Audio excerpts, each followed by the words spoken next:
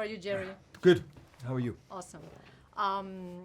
So this is your third time playing the role. I hope so. And oh wow.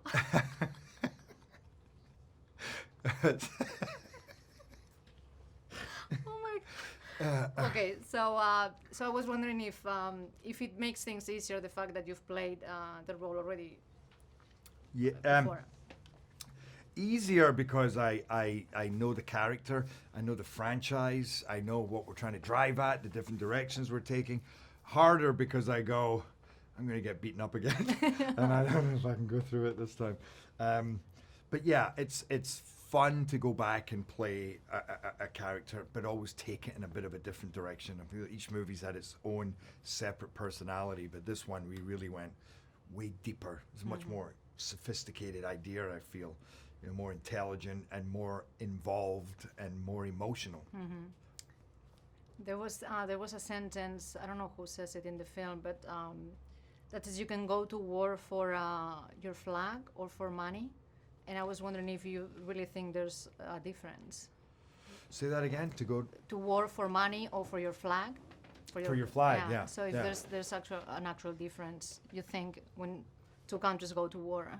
What that's talking more about the people who fight for their countries, you know, because there's hired mercenaries who are now fighting for countries that they have no allegiance to the flag.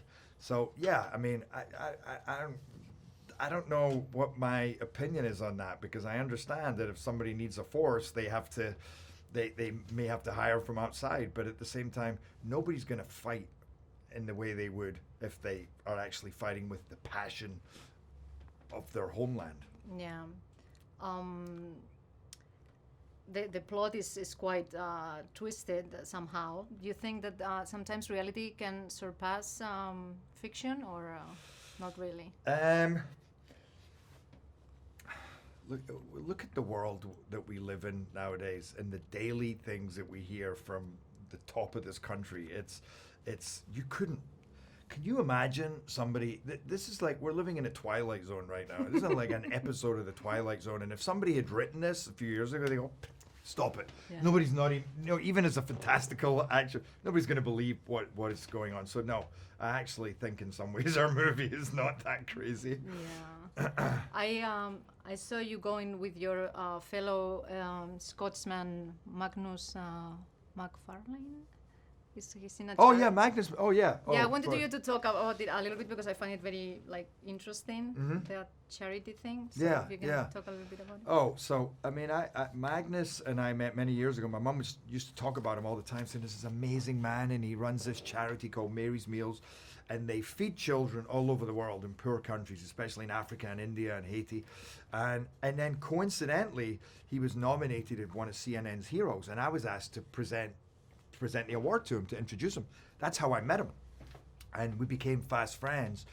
A few months later, I was in Liberia with him, involved with his charity, and then last year, literally 5 days after my house burned down, I was in Haiti with him, making a documentary about the feeding program, and he is one of the most inspired, beautiful souls.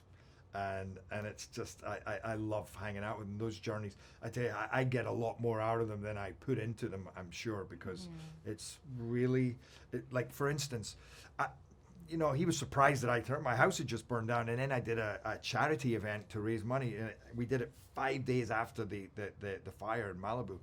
The next morning I was on a plane to Haiti, and even I was like, this is crazy, should I cancel? This is all just too much. And it was so good for me to realize that really what I lost was nothing compared to what these people, their struggles on a daily basis, just to go to school, on an empty stomach and walking miles. And that's how much they want to learn, and it was, I'm like, really? Me? It was the perfect antidote for where I was at. Yeah, that's amazing. Well, we don't have more time, unfortunately. Yeah. It went fast. But thank you so much. Okay. Thank you.